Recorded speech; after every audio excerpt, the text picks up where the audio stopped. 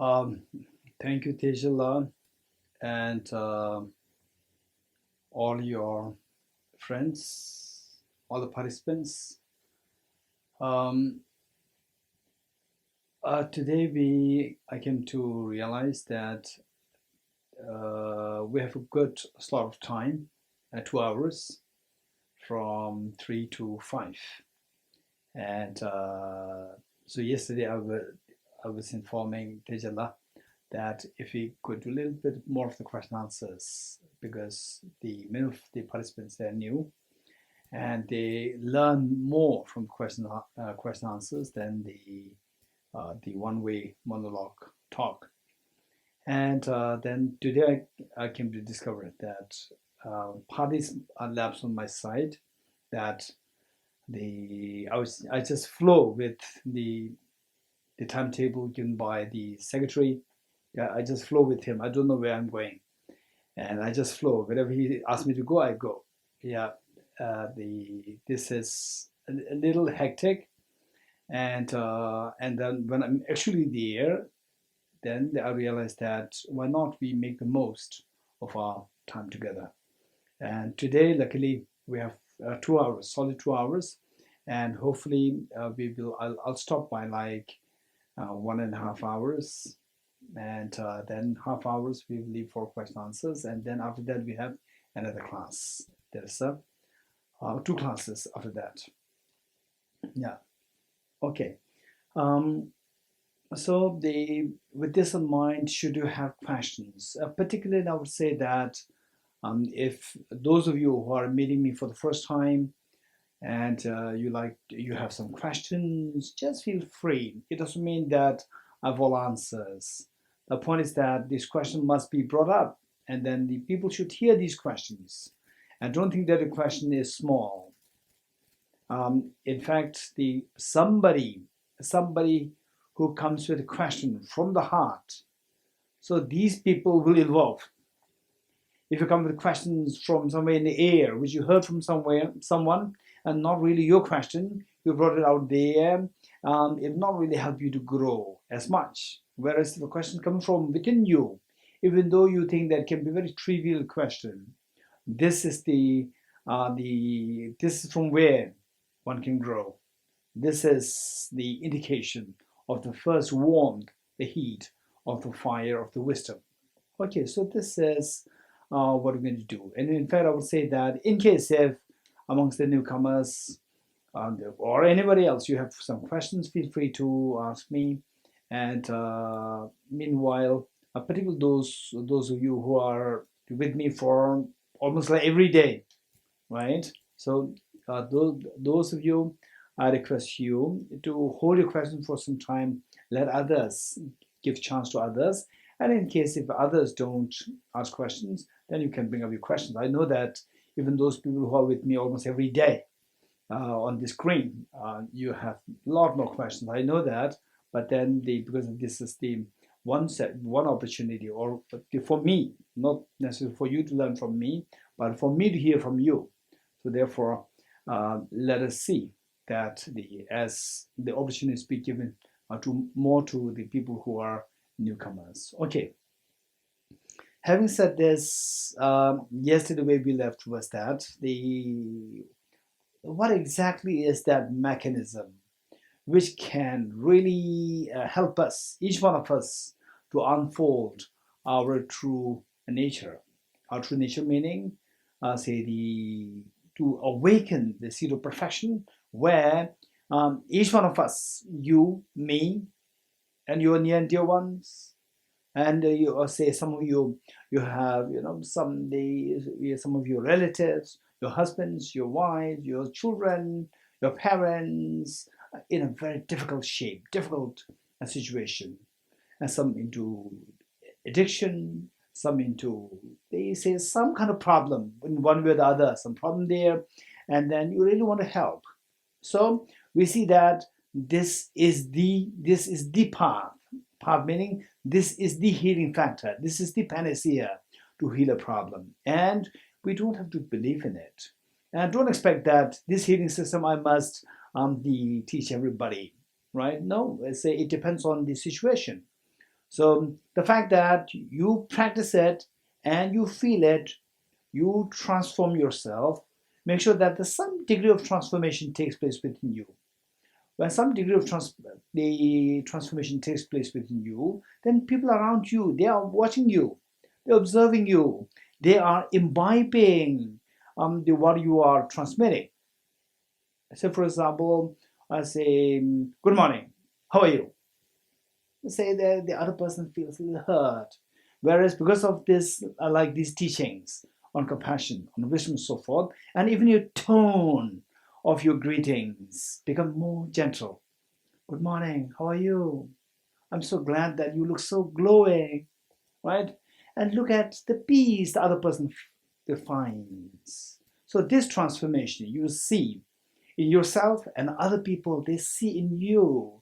This is how you convince others into the path of the freedom, the path of the fearlessness. Otherwise, what we do is we learn all these things. We talk about it, and it's like saying that don't shout, and I'm shouting. So this is not the proper way. So the point is that these things are extremely important concepts, and it's a great opportunity. I'm very fortunate, and then for me to meet with you, and each one of us through Tejala, we're all very fortunate to hear about emptiness. For me to reinforce what emptiness is. Okay, so today some of you already know.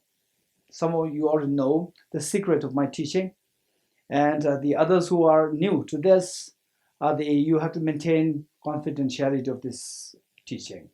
Don't let anybody else in the big monastic universities to know that this teaching is happening. 1.5 hours of teaching on emptiness. Why?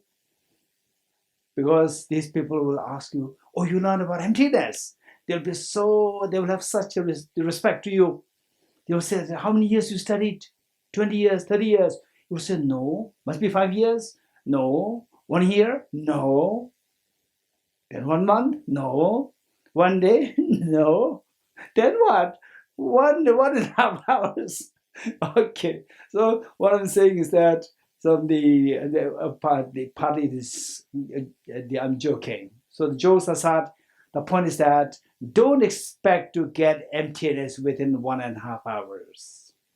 So what we are doing is that, of course, there are many, the Tejala herself, and then Tejidumala here, and Tejidumala from Russia, and then we have many of my friends here. I can see that who have been into this, and then Shandila, many into this for the last many years, and particularly for the newcomers, as I indicated yesterday, that this is, of course, for everyone, including myself. In fact, this is one of the topics which is so close to my heart, and yet at the same time, the point is that I'm trying to incorporate the people who are new to this. So let's not expect the fact that people like Tejidumala has been studying with me since like 2006. Recently, she came up with a whole the note of her spiritual journey, and that the time flew like this, and she was a teenager then. So what I'm saying is that such people who are so deeply into it and still come to all these teachings, which means that it's not something that you will get over 1.5 hours. So particularly for those of us who are new to this, I keep in mind that, okay, so the fact that there are so many other people here, Shandila, so many years into this, and which means that this teaching is something that it's like the opening gate, and then I have to explore deeper inside myself. Okay. So for this, the first thing that I'd like to share with you pertaining to emptiness is that the relevance, the way I indicated yesterday, I like to reinforce it today a little bit. Charles Darwin, what he indicated was that, like, I'll say 2008, when I was in America with Professor Paul Ekman, who was a world-renowned psychologist. And in fact, he was being named as the pioneer of the microfacial expression reader. So he's the pioneer of this science. And one time, he was coming to India to have dialogue with His Holiness to come up with a book. And finally, the book came out, Emotional Awareness. I would highly recommend you to read this book, Emotional Awareness, which is the product of the book, a product of the dialogue between His Holiness the Dalai Lama and Professor Paul Ekman. And the Office of His Holiness sent me to America to make sure that His Holiness's the voice is accurate. So I was there for 5 days with him. And then he was so meticulous with his to entertain me there for five days that I was not bored. And every evening there was some plan. The day one was meeting with his family members. Number two was meeting with Google staff and psychologists, many of his students. And then he asked me to give a very short intro about the Buddhist philosophy, Buddhist psychology, and so forth. So I talked about how our negative emotions, such as attachment, anger, jealousy, fear, and so forth, the aim is to get rid of these and to feel the freedom from the negative emotions.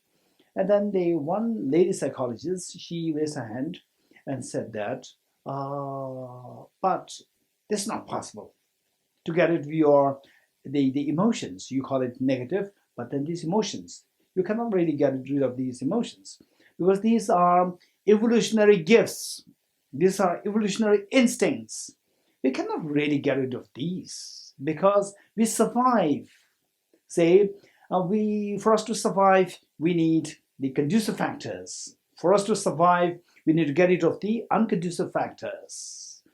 Who will help you to get the conducive factors? Your attachment. If you don't have the attachment, you will not work to gather the conducive factors. If you don't have the anger, you will not work to get rid of the unconducive factors. Without doing that, you are bound to die. And then without fear, you will not run away from the threats. So these are the instincts, yet nothing bad about it. They are so important. They are the indispensable instrument for our survival. This is what was said. Okay, now here it comes. In other words, what I'm saying is that according to Charles Darwin or Charles Darwin's evolutionary theory, these emotions, what we talk about, the fear, particularly the fear, and then the fear related to that, what helps us to get rid of the fear, we feel attached to that. What helps us to, what makes to increase the fear, we run away from this fear, they say the aversion. So these emotions, the take on the emotions by Charles Darwin and by the Buddha is very different. And Charles Darwin said that these emotions are invariably required for somebody to survive. And the Buddha said, no, these emotions destroy you. These emotions destroy you. And if you ask Charles Darwin and the followers, if you ask, when you are angry, are you happy? None of the Charles Darwin's evolutionary theorists would say that, okay, today I'm so excited, today I'll have full of anger. Nobody likes that. Yet when one is in the grip of anger, you just lose your common sense. This is reality. So therefore, the common sense, there's the common expression which says that when you're angry, don't take decisions. Don't make decisions when you're angry. And don't make promises when you're happy. So these are the common expressions. So from this, the emotions, how they really lead us into the wrong direction. So the Buddha said that these emotions are very destructive. And His Holiness the Dalai Lama so beautifully puts it, saying that these emotions, The purpose, as indicated by Charles Darwin's evolutionary theory, is to gather the conducive factors and to avoid the non-conducive factors, which can so effectively be done by the love. A genuine freedom of love and caring that will do that purpose. And with the anger meant to, sometimes this sort of jokingly says that the anger meant to destroy your enemy, you hit it wrongly and it is you back and you will be destroyed. That happens many times. Whereas with the love and affection, there's no side effect. It's so beautiful. Others surrender, and there's a tremendous surge of joy within you. So this is the difference. And now, what makes Charles Darwin say that it's instinct and it cannot be gone rid of? And what made the Buddha, what gave the Buddha the confidence? Yeah, even these, yes, are they instincts? Yes, in a way we can say that. In Buddhism, there's a concept known as the innate afflictions. They're innate, spontaneous. They are there. What modern science would call it as instinct, the Buddhist philosophy, Buddhist psychology will call them as innate afflictions, innate destructive emotions. And the Buddha said, however innate they are, they can be got rid of. Why? How? This is what the Buddha has acquired, which Charles Darwin was totally deprived of. What is that? That these emotions, they are, the intersection. There's an intersection of the cognitive thought process and the emotions. The intersection is a feeling. And this feeling created by the cognitive thought process, and the feeling is created, and this feeling is like the intersection point, which gives rise to the various emotions. Attachment, when it's a very pleasant feeling, then the emotional attachment arises. When the unpleasant feeling arises, when the unpleasant feeling is there, then the emotion of aversion arises. So these are all triggered by, these emotions are triggered by the unpleasant feeling or the pleasant feeling, and these feelings in turn are triggered by the cognitive thought processes. So with the cognitive thought process, there is one unique cognitive thought process where you see that there's nothing really there from the object. Emptiness. With this concept, we see that all the ground for all these destructive emotions dissolve. Because all these destructive emotions, you run away from something or you chase the object. In both cases, what is happening is that there's an underscoring belief that things exist objectively. And this Charles Darwin failed to address. That this is not the reality.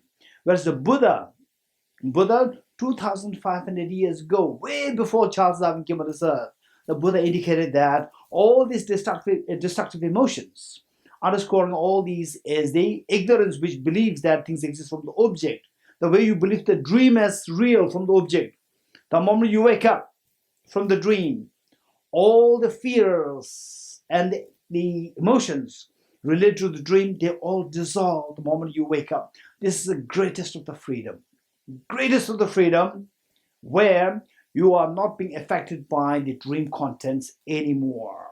Okay, so in this connection, I say the dream, as I said earlier, the dream. How many of you know now? How many of you now know that the dream is purely subjective? It's nothing from the object. Raise hands. That I understand. Raise hands. Very good. Okay. So if you know that, my next question is, what about the rainbow?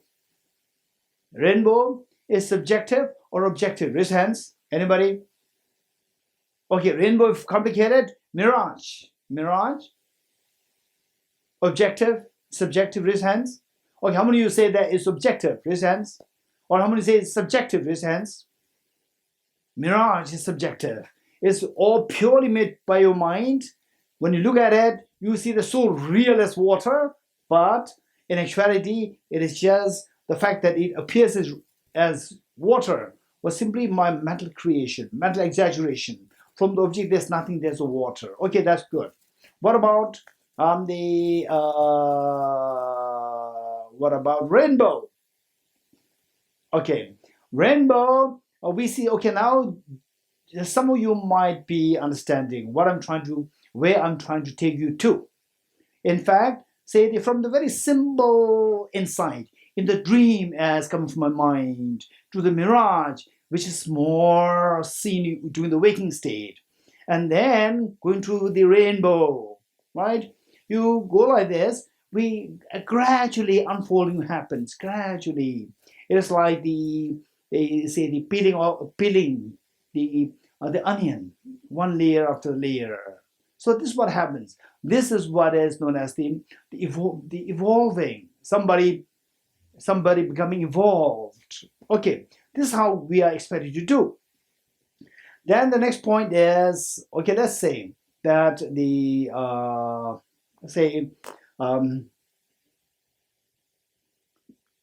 the rainbow.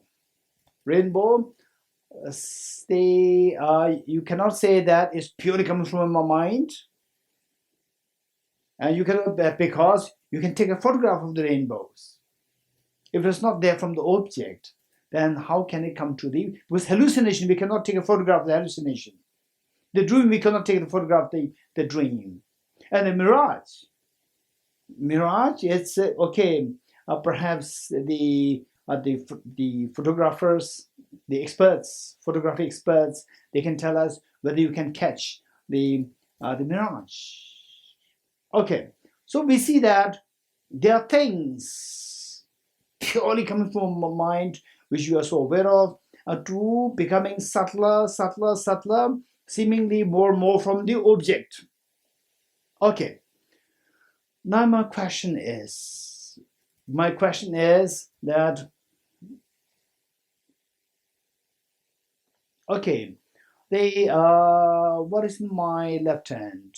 A flower is there. What is my right hand? Nothing is there. Right? Okay. Let us make sure that you are following what I'm saying. If you just take for granted, okay, this is of course a flower. If you take for granted, if you miss one point, you will miss the rest of my talk. So therefore, it may sound very simple, but then through the simple points, if you miss one point, you will miss the rest of the simple points, and putting it all together becomes very complex, and you miss the complex point. Okay.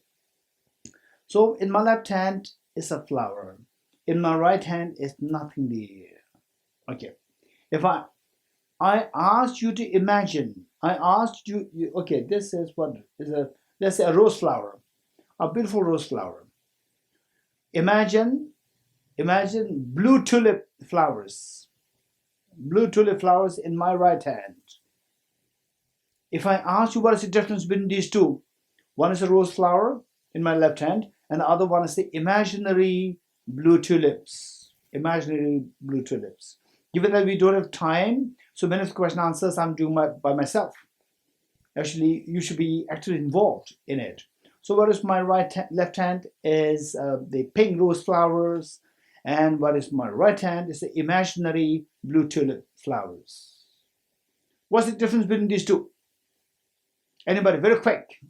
Anybody? Very quick. What's the difference between these two? There are so many differences. You can just share it. You just raise hands if you want like to give the answer. What's the difference between these two? Anybody? Very quick. Very quick. Oh, okay. The Alifia.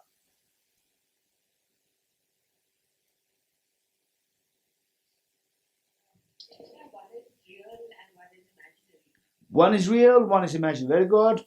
And Swati, can you like to share something? Swati Sharma.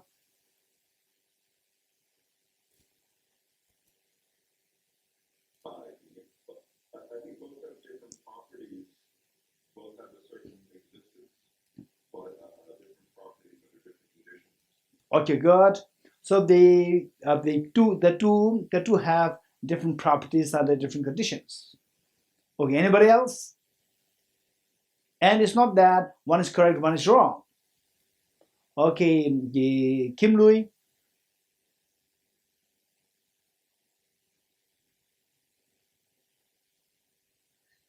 One has got substance and one is no substance. Or one is substance and one does not have a substance. So which means she's from NGC.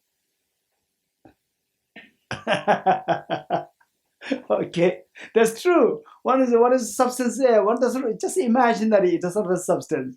Very good. Okay, anybody else? Anybody else? Anybody else? Okay, the Li Hui. Li Hui. Okay. One you can touch, one you cannot touch. Sumitji.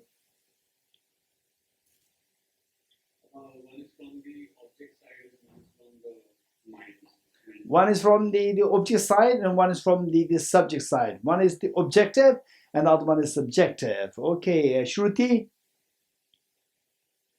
One exists and one doesn't exist. One exists and one does not exist. Very good. Anybody else?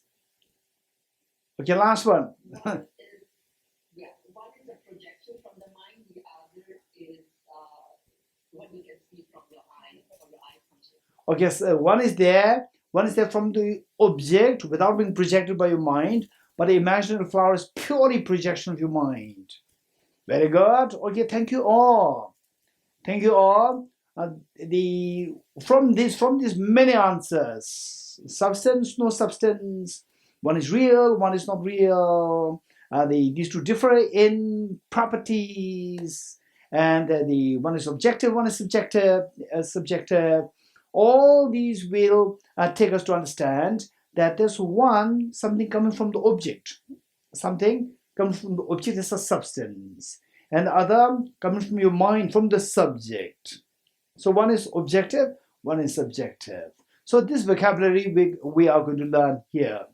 We are learning this vocabulary, the two vocabularies. One coming from the object, other coming from the subject. What is coming from the object, we call it objective reality. And what is coming from the subject, we call it subjective reality. Now let's say all of us, we had a very scary dream of being tested COVID positive. Each one of us, let's say that we had a very scary dream of being tested COVID positive. We are so scared, there's so much of fear in the air. And then you wake up and you get such a relief that, wow, what a relief. Okay, my question to you is, why were you so scared in the dream? Anybody? Okay. Shruti? Because in the dream you saw the dream content that you are tested positive, COVID positive, was seen as real, right? Real means it's objectively there, objectively real, not my mental projection. Right now I know that I'm not COVID positive, but I can mentally imagine. Even if I imagine that, still I have no fear because I know that it's just my pure imagination. It's purely subjective. Whereas in the dream, although it's a projection of my mind, but I don't see them as projection of my mind. I see them as objectively real. So when you see things objectively real as repulsive, then the fear arises. Okay. When you wake up, the fear dissolves. Why? Okay, anybody? Why? Raise hands. Why the fear dissolves when you wake up? Why? Anyone? Because you're now the object and your life is just an object. Okay, now when you wake up, you realize that whatever that happened in the dream was purely subjective. So which is real? The dream to be objective as seen in the dream is real, or the dream as subjective, the way you see when you wake up is real? Which of the two is real? Sanjay ji, which of the two is real? Sanjay ji, can you hear me? Do you hear me? Yes. You don't? Okay, no sound. Okay. Anybody? Which of the two is real? Scott? Scott? Which of the two is real? Okay, Scott, I cannot hear you. Okay, anyone else? Antonella?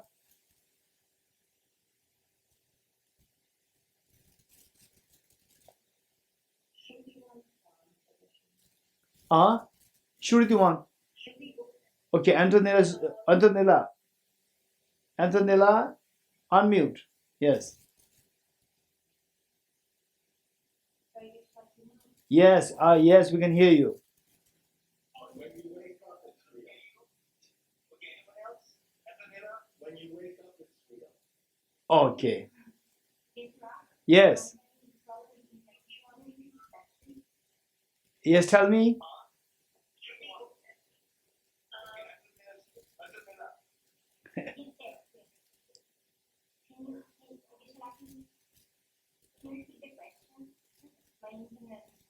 Okay. Never mind, Antonella, never mind.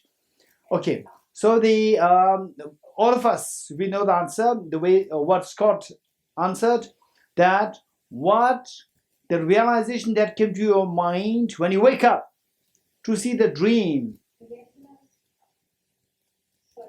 Okay, can you hear me? Can you hear me? Okay. So the way Scott answered, that whatever they say, your realization that the dream was not real, when you wake up, that is real.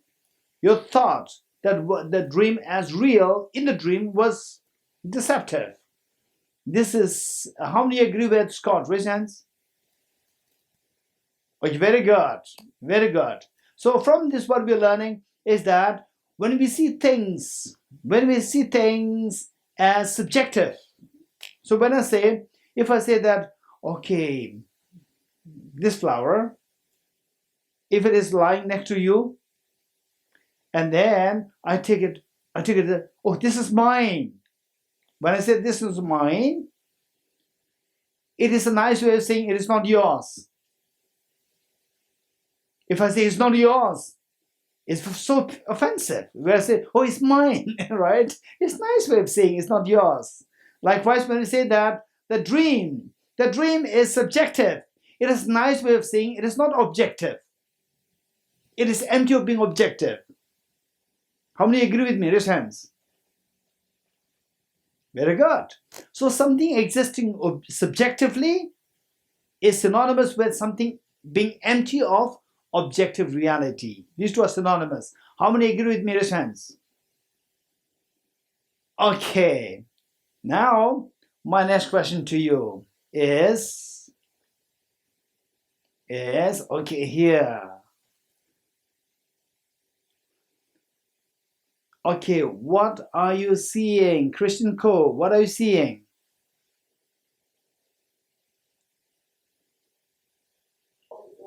Water. Okay, very good. Water. Is there any chemist? Raise hands. Is it chemist? Wow, this is amazing. A merely labeled water, right? So the Christian Co, in the morning, she goes to the shop and please sell me a merely labeled milk, right? I'll give you a merely labeled money. You will sell me, right? Okay, just say water, that's fine. You're getting it? Okay, Christian. Okay, Christian, thank you. Thank you, Christian. Okay, so we said it's a water. Now, believe it or not, the chemist will say that this is H2O. And the physicist will say that this is electrons, protons, neutrons, bunch of electrons, protons, neutrons. You're getting it? Okay, thus far what we have learned, what Sumitji said, thus far what we've learned is that the imaginary flower is subjective and the real flower is objective. This is how we see. So now from this, what we are saying is that the phenomena of subjectivity and being empty of objectivity. This is what we have been introduced, these two vocabularies. Now with this, I'm taking you to a more complicated point. Thus far, the dream you said is subjective, is empty of objectivity. then the mirage, then the rainbow. Okay, now let's say the water. So Christian Go said this is water. And I'm sure many of you will agree with me that this is water. Then chemists will say this is H2O. And the physicists will say this is a bunch of electrons, protons, neutrons. Okay, my question to you. Which of the three answers is correct? Raise hands very quick. Okay, raise hands, raise hands. Okay, this Swati.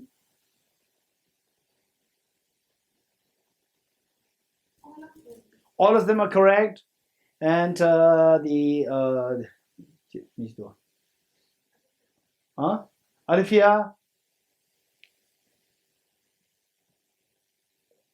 All of them, Krishna. Okay, all of them. And Shruti? All of them, Krishna. Okay, so how many agree with all three of them? Saying that all these three answers are correct. Raise hands. Okay. My next question to you is, how many of you agree that the person who you love the most, this person is just a bunch of electrons, protons, neutrons? How many agree with me? Raise hands. The person who you love the most, like your son, your daughter, your husband, your wife, your father, mother, that person is just a bunch of electrons, protons, neutrons. Raise hands. Yes. Okay. Now imagine that you wake up and your eyes are as powerful as the electron microscope. Then you just see the bunch of electrons, protons, neutrons. You wake up, say you love your son the most. You wake up, my son, just a bunch of electrons, protons, neutrons. Okay. What do you feel? Anybody raise hands? Suddenly your eyes, overnight, there's a change in the eyes, become so powerful to see a bunch of electrons, protons, neutrons, right? And when your son is moving rubbing his eyes from getting out of the bed, you see just a bunch of electrons, protons, neutrons moving like this, and moving towards another bunch of electrons, protons, neutrons. If this is what you see, what will happen to you? What is your emotional reaction? Okay, Henrik.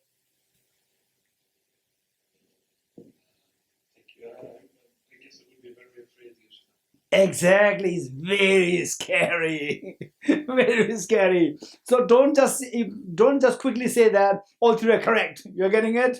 As though like you don't have any the feelings much more the same. No, it's very different feelings. But is that perception correct or not correct?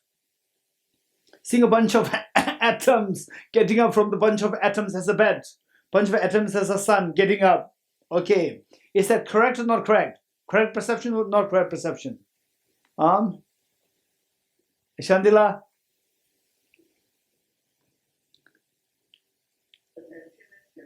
Okay, perception is correct. Yes, so it's very scary though, right?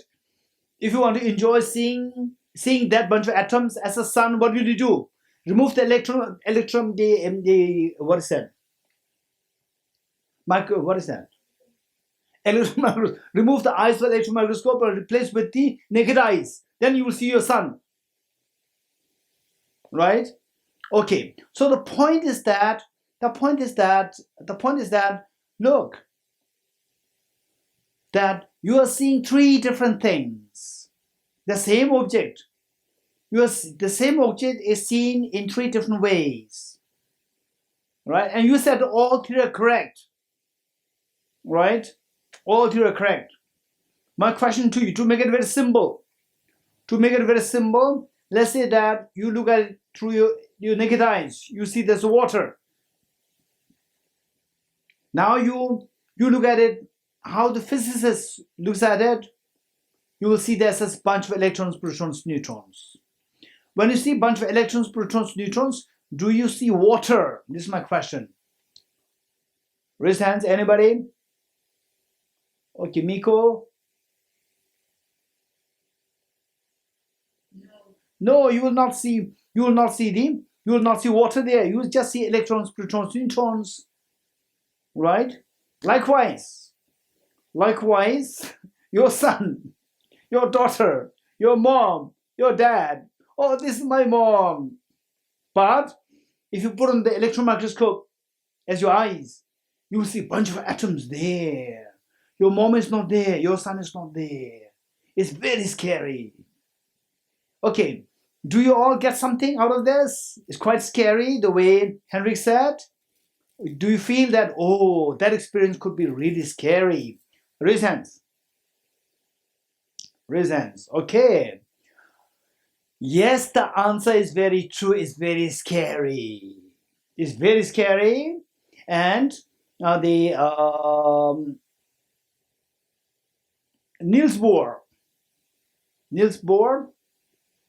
the physicist, quantum physicist, what he said is that if you study quantum physics and if you are not shocked by it, you have not understood quantum physics. Likewise, if you study, reflect, and meditate on emptiness, and initially if you don't get a feeling of fear, which means most likely you have not understood emptiness. You're getting it? It's quite a scary experience. Yet, with proper meditation, proper practice, study, reflection, and meditation, if you do get a feeling of the fear, don't stop until you're overwhelmingly scared. You're extremely, almost to the extent of going crazy. If that is what is happening, stop. This may happen to 1 out of 1 million people.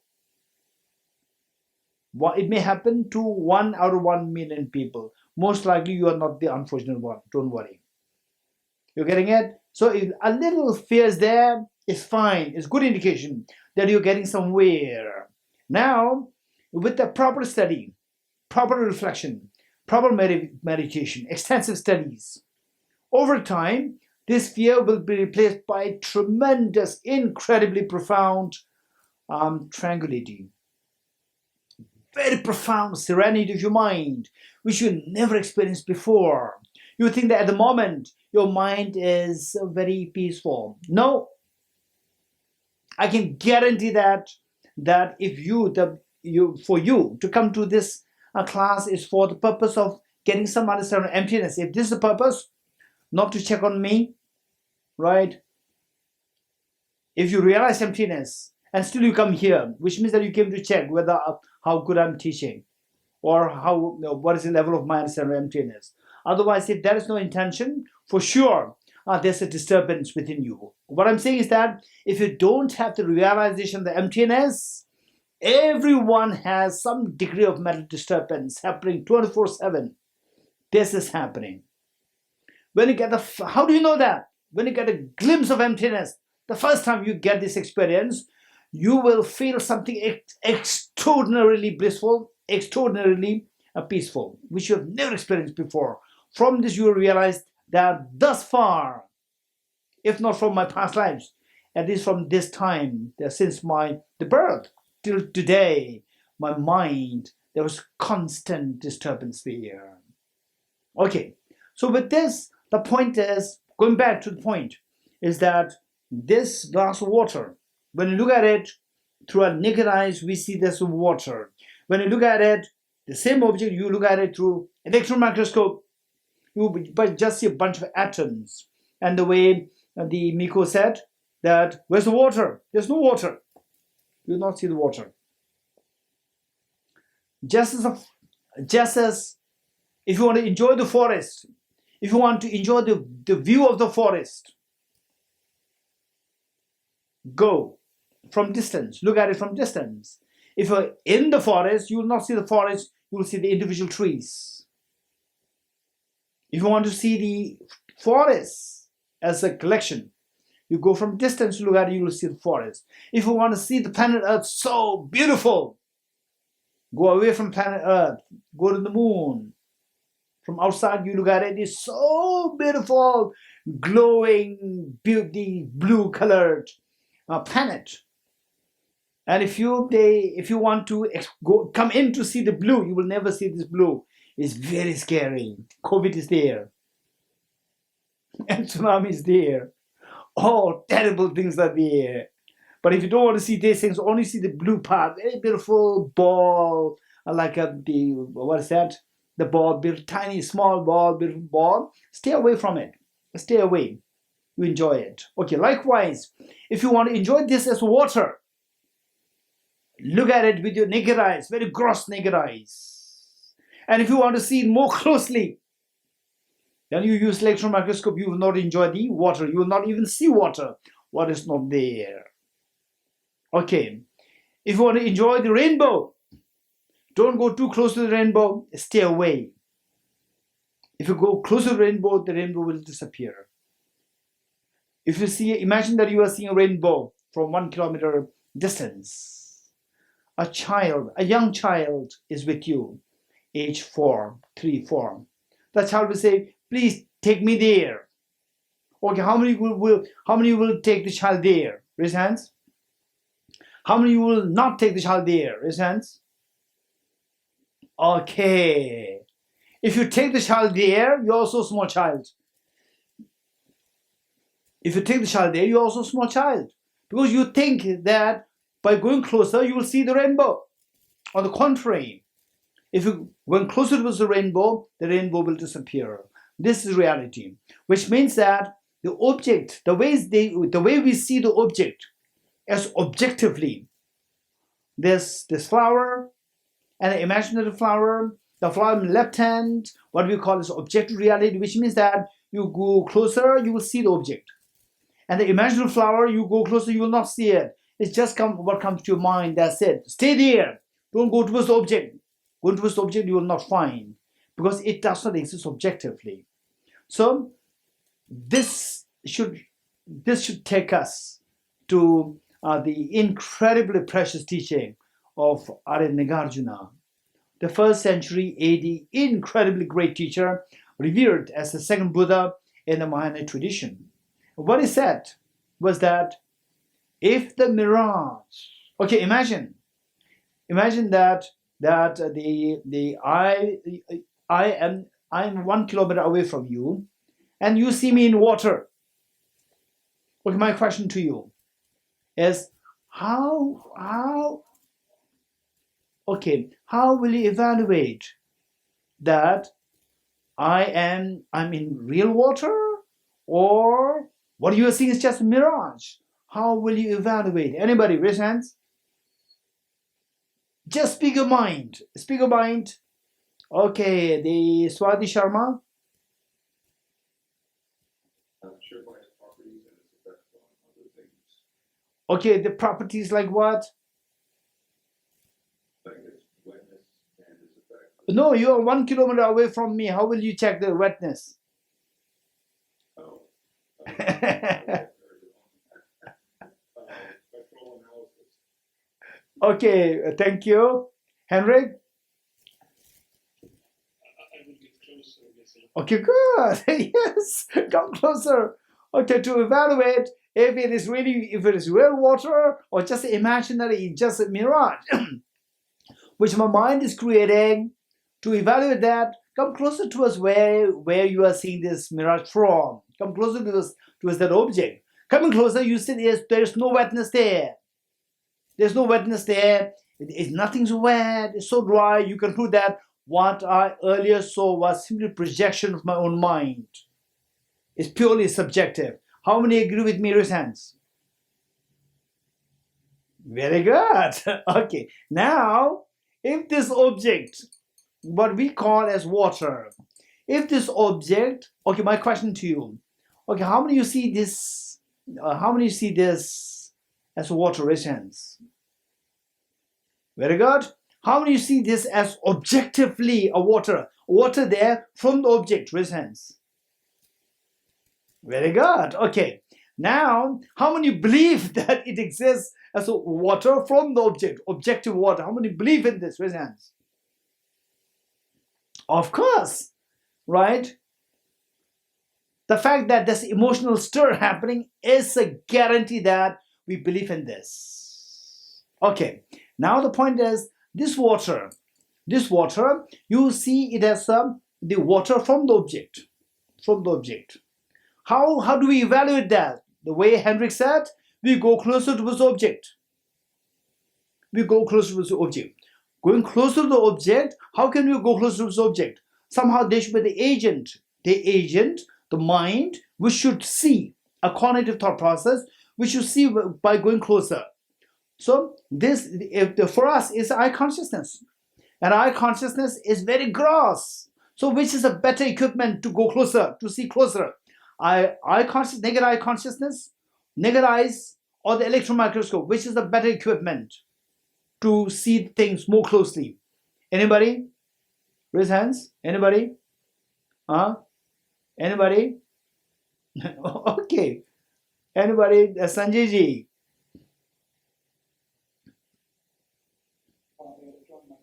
Of course. Yes. Thank you. Electron microscope. By using electron microscope, the water disappears. You just end up seeing the electrons, protons, and neutrons. Okay. Now let's say that the boys and the girls here. Okay. Let's say on the what should I say? This is very complicated.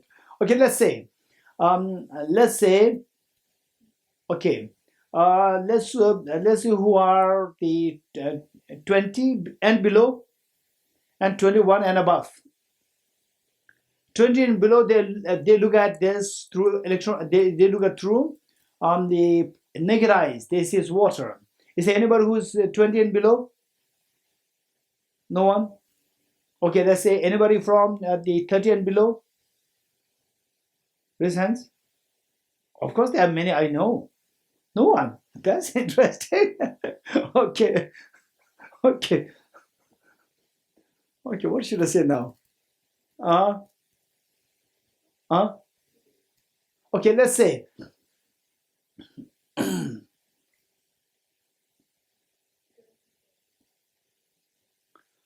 Okay, let's say who are born in India and who are not born in India. Okay, so let's say those who are born in India, they look at through naked eyes. Those who are not born, okay, raise hands. Those who are not born in India, raise hands. Okay, raise hands. Those who are born in India, raise hands. Okay, almost like half. So let's say those who are born in India, they look at through electron microscope with the naked eyes. They see water. Those who are not born in India, they look at through electron microscope. You see just electrons, protons, neutrons. Now it's a very, very serious discussion. The discussion is that I asked those born in India, what is this? They will say this is water. I asked those who are not born in India, what is this? You say a bunch of atoms. My next question to you is, where is the water? And those not born in India, they will say that no water there. How many agree with me that these are the two answers coming from the two different audiences? Raise hands. Very good. Okay. Now who is correct? The one who looks at through electron microscope with the naked eyes saying that there's water versus those who look at through electron microscope saying that there's no water. Who's correct? Both are correct. Okay. How many agree with me? Raise hands. Both are correct.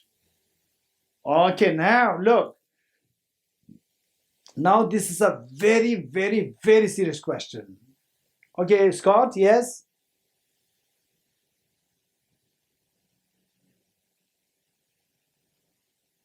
Scott? Ale.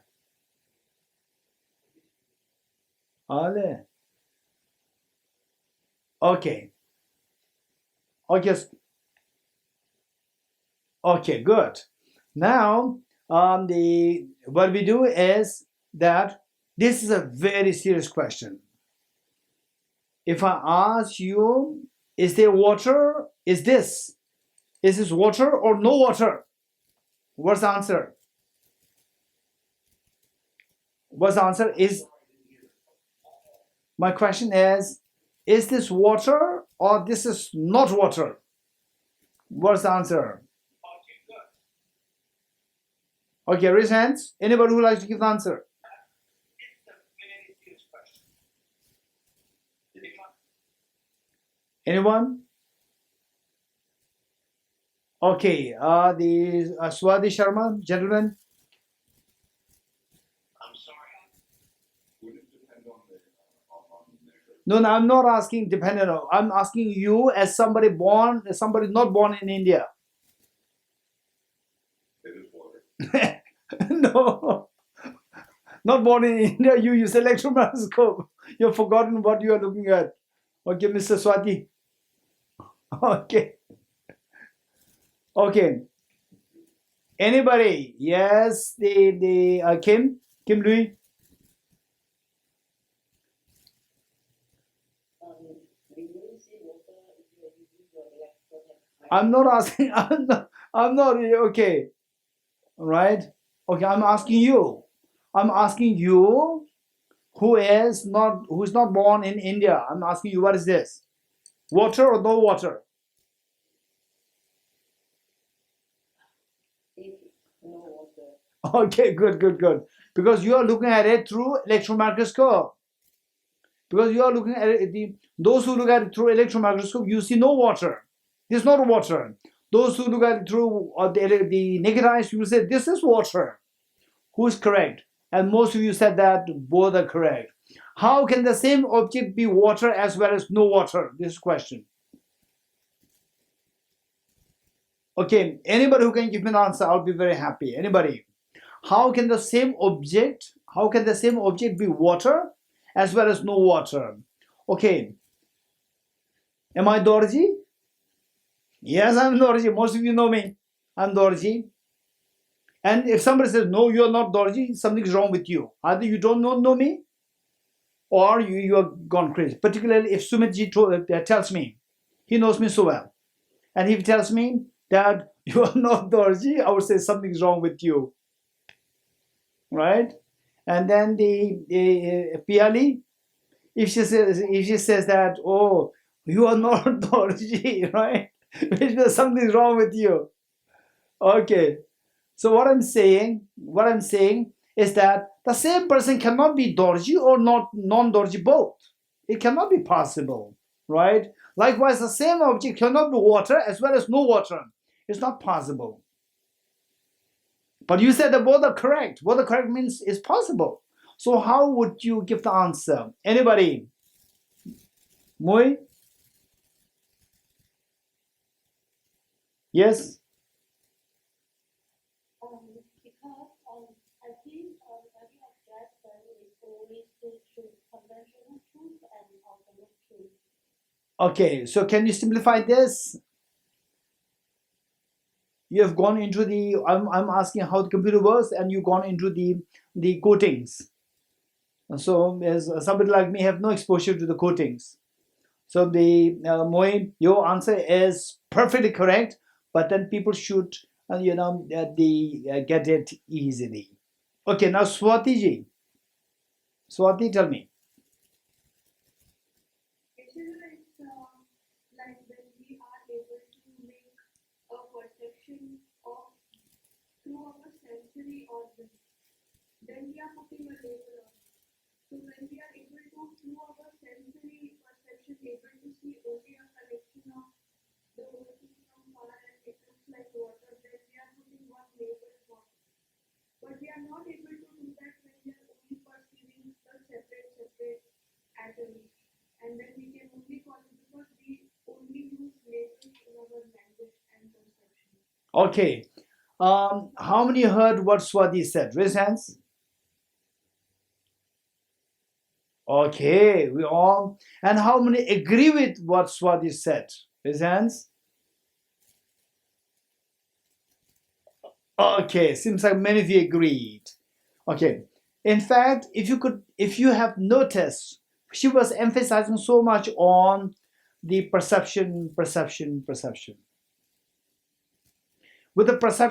one perception, you see with the sensory perception, you see this is water. with the electron microscope perception, you see this as no water. So different perceptions, you are seeing the same object in a different way. Okay, now the most challenging question. Ready? The most challenging question is what Swati is talking about, the perceptions. Remove both the perceptions. Your eye perceptions, eye sensory perceptions, and the the electron microscope perception. Remove both the perceptions. One is a gross perception and the other one is subtle perception. Remove both the perceptions. What is this? Taking aside the perceptions, what is this? This is my question. Okay, anybody? Okay. Henrik? What is this that I'm pointing to? Perception, I'm not sure what you're doing. Okay. No, what I'm saying is you have the perception of my fingers, not the perception of the water, not the perception of the electrons, protons, neutrons. But you do have the perception of my fingers, and I'm saying that what is this? Independent of the perception, what is this? Tell me. Okay, anybody? Miko? I think it's empty. Okay, it's empty. It's empty. Okay. It's empty. So emptiness is there. There's also perception. Yes. There's also perception. I said remove the perceptions. Okay, Tejala. Actually, we cannot say anything more because Okay, you cannot say anything. I think it's category. Without the perception, we cannot say anything. Okay, so there's indescribable thing there. Okay, this is a very important point. Say, taking aside the subject, object does not make any sense. Taking aside the perceptions, the object does not make any sense. You're getting it? Okay. What Tejala said, taking aside this subject, object doesn't make any sense as anything. It cannot be described as any sensible object. It cannot be described as anything. So this, what cannot be described as anything, this was just given the label, what Miko said, given the label emptiness. You're getting it? Okay. This is so important. From this, in a way, what we learn is that, what is this? This is water. It's just your perception. What is this? What is this? It's a flower. It's your perception. What is this? This is my mom. This is my dad. This is my husband, wife, son, daughter. This is just your perception. Taking aside the perception, your concept of husband, wife, daughter, son, father, mother, all will dissolve. COVID-19 will dissolve. The conflict with my neighbor dissolves. My neighbor knocking the door. You threw garbage next to my door. All will dissolve. Your agitation will dissolve. All your fears dissolve. If you can really abide in this experience, keeping aside the subject perspectives, what is really there, everything dissolves. The fear dissolves. There's nothing left there to affect your mind. There's nothing left there. It's not just the intellectual exercise. This is really what you can feel. The moment you see that, okay, my conflicts with the people, the difficult times, COVID-19, very difficult times. If you subject whatever is difficult to you, to this analysis, by taking aside the perception, your own perspective, just keep that aside. What is there? There's nothing there as something to disturb you. The moment you feel that, instantly your mental agitation subsides. The moment you get this cognitive thought process, cognitively you realize that what you are seeing earlier as, my mom, my dad, my this, my dad, and so forth, that concept dissolves. All the involuntary pull and push dissolves. It is like the very disturbing ocean, ferocious waves on the ocean. The moment the wind subsides, all these ferocious waves, however ferocious they are, they dissolve in the ocean, and the ocean is so beautiful and pleasant. This is what happens to your mind. Your mind is like that ocean. When you see things objectively real, involuntary pull and push happens, then the agitation happens. So difficult, acutely difficult. And yet this is not the intrinsic nature of your mind. You have to go back to your intrinsic nature of the mind, which is extremely beautiful, where there's no room for fear. There's no room for agitation. It's so beautiful. And this journey, it'll take time. It'll take time. But for this, unless you take the steps, unless you take the first step, don't expect that the miracle will happen to you and suddenly you will have this unraveling of this reality. It'll never happen automatically. So this we must build. Rome is not built in a day. This is a beautiful English expression. Rome is not built in a day. Likewise, but this is the way. Without this, there's no way by which we can be liberated. Your mind will be liberated. And this is extremely rational, the rational understanding. And you try to do this, you see that your agitation, you get a glimpse of this, your agitation subsides. It's so, so precious. In fact, each one of us, if you believe in the rebirth, the former birth, the past, the beginninglessly many lifetimes, we just ended up doing all the nasty things in our life, killing, hurting, harming others, and so forth, creating so much of negative karmas. Our mind is just like in this disturbed state. And the effects can be ripened now. But these things can be stopped through this experience, that all the effects and the negative thought processes, they can be brought to an end by simply entering into this dimension of the reality, where objectively there's nothing there. Whatever I'm seeing, whatever I'm experiencing, they're all purely subjective, pure my perception. The way Swati said, it's purely my perception. Besides the perception, which is seen as so real, is deceptive. It's not really there. When you get a glimpse of this, you could feel the most profound state of tranquility within yourself. This is so precious. Okay, now the next question is, how can I remove the subjectivity? How can I remove the perception, my own perspective? How can I remove them? This is the question. So for that, what we do is that when you look at this flower, with your naked eyes, you see this is a flower. This is known as, where you see the flower, and with the electron microscope, you see that the flower is not there. The flower is empty. So this mind, which sees the object as a flower, this mind is known as conventional analysis. Conventional analysis. Whereas the mind which sees that the flower is not there, that mind is known as ultimate analysis. So these are the technical terms we need to learn. One is conventional analysis and one is ultimate analysis. So when you subject your, say, what analysis you use, which mind you employ, that's up to you. That's in your hands. Object remains the same. Say, I hold this flower, at least from distance, you cannot change it. But you can change your perception by switching between the two analyses. One is ultimate analysis and the other one is conventional analysis.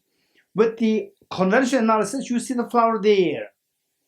And some of you, like Piali, from so many years, she knew that I would always hold a flower in my hand.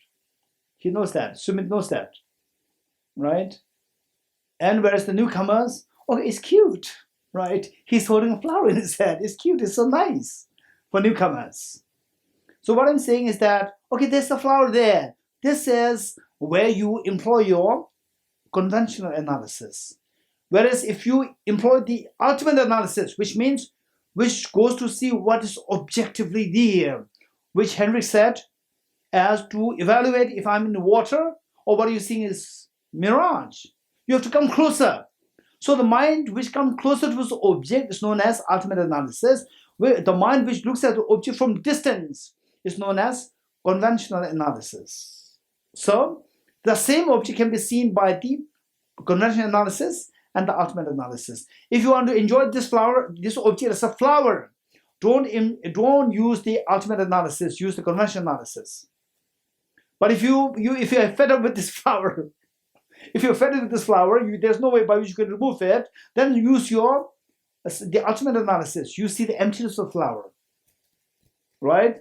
And if you are fed up with somebody, right, somebody can be anybody, your wife, your husband, your son, your daughter, anybody. If you're fed up with somebody, and if there's no way by which you can remove that person, employ your ultimate analysis, right? Go to your room, close the door, and do a little bit of breathing meditation.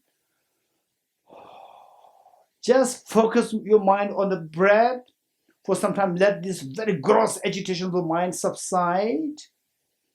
And then as it subsides, then you try to subject the ultimate analysis of the person, very complicated, difficult person, right? And the person dissolves.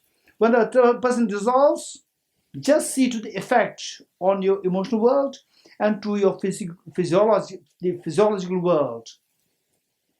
How does your physiology react when this cognitively, when you employ the ultimate analysis of the same person, difficult person, right? What happens is that instant physiologically you feel that the disturbance physiologically, I'm talking about the physiology, you can see that this disturbance subsides. It goes so placid. It may not remain for more than few milliseconds. It can be very brief because we don't know how to sustain that experience. Now the next step is to learn how to sustain this experience and how to make the experience deeper. How to make the experience deeper and how to make this experience sustained. For that matter, go for extensive studies, extensive reflections, and with these two things, invariably you will delve into meditation. They said first, information must be gathered. Proper information must be gathered through your studies. Then proper reflections must be done through the reflection in order to gain the conviction within you. Once you get the conviction, in order to employ this conviction to bring about transformation in your mind, to see the same person 10 years ago, it agitates your mind. Now you see the same person, agitation, there's no room for your agitation. Your mind feels so peaceful, calm, not at all. Although the person did not change, but you are not affected. Your peace of mind is guaranteed. So that happens because of the transformation taking place within your mind. That transformation, like the two hands, like this, two hands coming together, a sound is invariably given rise to. This sound, which is a metaphor for your agitation, for suffering. So that sound, when of the two hands, one hand is removed, which means that your cognitive thought process, changing your cognitive thought process, even with the same person not transformed, but there's no sound. The sound of your agitation stops. This is extremely, extremely helpful practice. Okay. With this in mind, yesterday,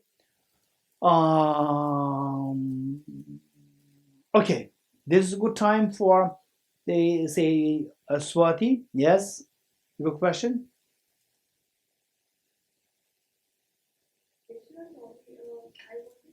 My mind is coming to the why. I think I'm listening. So there is like an attachment in the sense that in two parts. One is that if I'm seeing this flower or if I'm seeing my child and somebody is telling me, come, I have electron microscope. Let's see this flower. I don't want to see it. I think my life is very short. I want to see my life in a beautiful way. I want to, so there's an attachment to feeling attached because that will create all the relationship things and the beautiful things that I experience. On the second part, I'm even thinking about so many people, clients or anybody, who are suffering because some people are in the family, they are toxic or something like that. They say, why should I be the bigger person? Why should I let go of, or the fighting spirit or something? So you're attached to even the negative aversions also. You don't want to see it closely because if I see it closely, then I become very peaceful and that person will keep on saying bad things to me. So how to get the motivation how do you explain to the mind, no, this is what is do? Okay. Swadhiji summarized the practical questions into two parts. All the practical life questions into two parts related to the concept of emptiness. Okay, one is that wow, life is so beautiful. Why should I see through electron microscope? Which is so boring. Just electrons, protons, neutrons. You don't see the beautiful face of the child. You don't feel the beautiful smile of the child. You don't feel the beautiful daffodils blossoming, right? Oh, the life becomes so boring if you look at the electron microscope. That's true. I agree with you.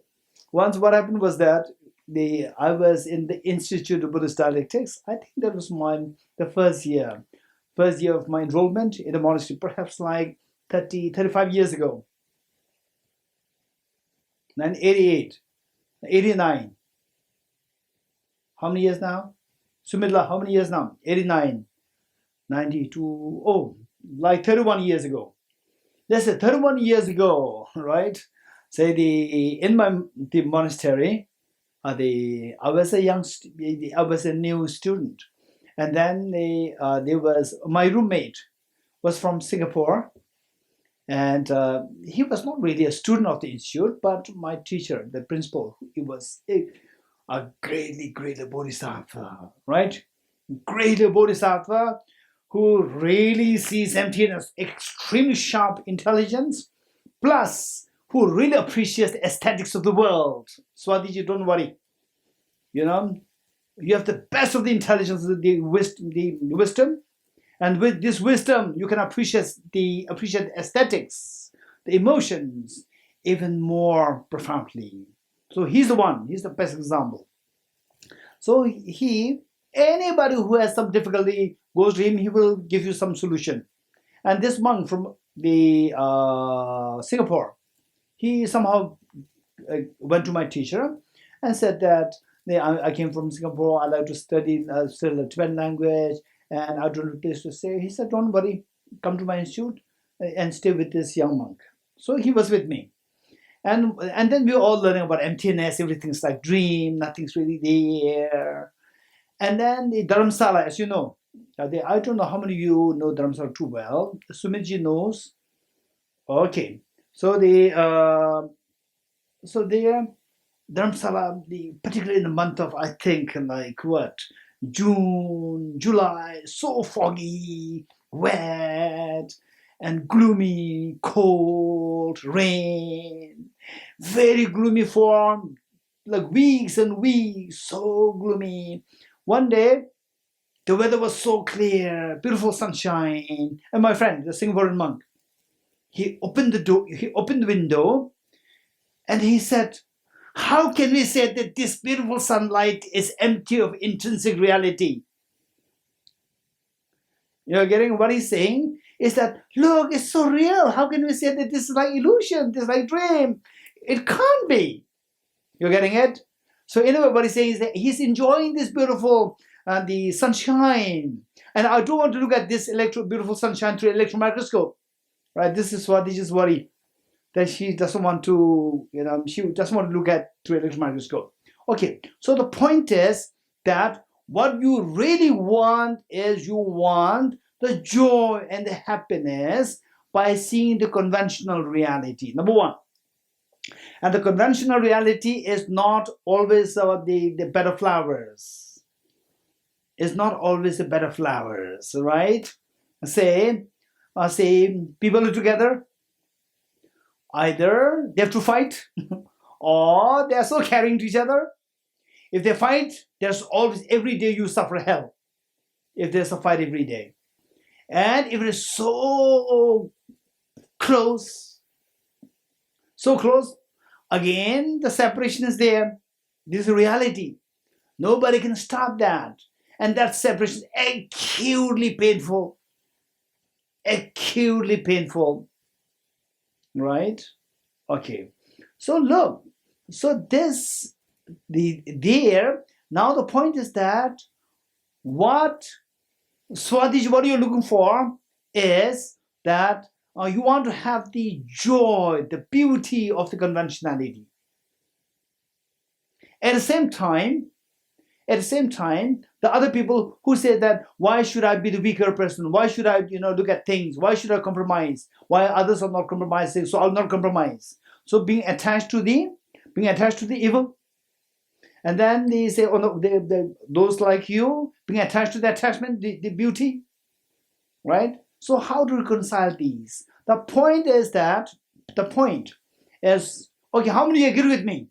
Number one is that I really want to appreciate the conventional beauty, aesthetics, sounds, music, the smile of my mother, the smile of my child, the smile of my husband, wife, and so forth, right? With a genuine smile, not a diplomatic smile, genuine smile of people around. This is, if there's a possibility, I surely like to have it. Raise hands. Very good. Very good. Number one. Number two, yet in this world, COVID-19, uncertainty. Oh, I may be tested positive, the COVID positive. My husband, my wife, my children, my parents. I'm getting emails. I'm getting what's messages from people. Oh, my husband is not being careful, going out and may bring COVID. My grandmother is, they're not being careful, bringing COVID. What should I do? These are all the messages that I'm getting. In a way, what I'm saying is that we are all scared of vulnerabilities. We don't want that. Finally, if somebody were to ask me, what is the final purpose of life? We can say that to get rid of all the vulnerabilities and to acquire the maximum the appreciation of the beauty of the world. This is your final purpose of life. If that is accomplished, you are the greatest person, right? Okay, this is it. Now, can this be achieved? This next question. Answer is yes. How? Right? In a way. It is like, say, a mother and the child. Mother and the child loves the mother so much. The mother loves the child so much. And the way we learned and the way each one of us already know, closer two of you are, more painful at the separation, more painful at the prospect of the other person getting sick, other person becoming sad, and so forth. This is reality. So the pain and the gain used to go together in the conventional sense. But is there a possibility to segregate the two? Answer is yes. I'll give you one example. Let's say that I have a gold rod. And this gold rod is burning red. It's a burning red. It's really red, like the burning. A burning gold rod. And it's gold. I shouldn't throw this. I keep it. It'll burn your hands. It's a fire. Oh, it's a fire. I throw this. I'm throwing the gold. What should I do? Right?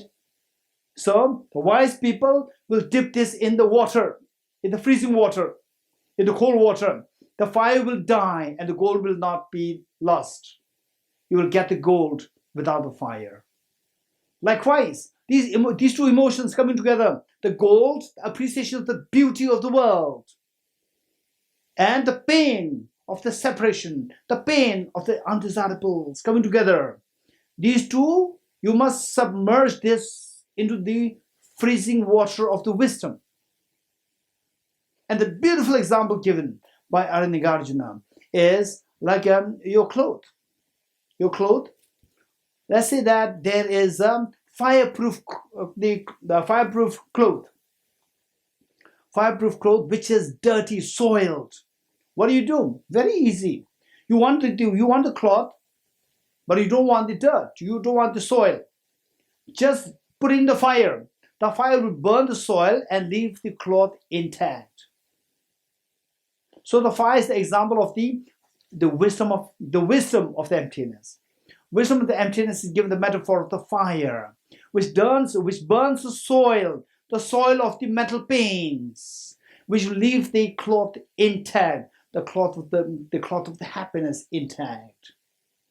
So this wisdom. So how do we go about doing this? So this says that you want to enjoy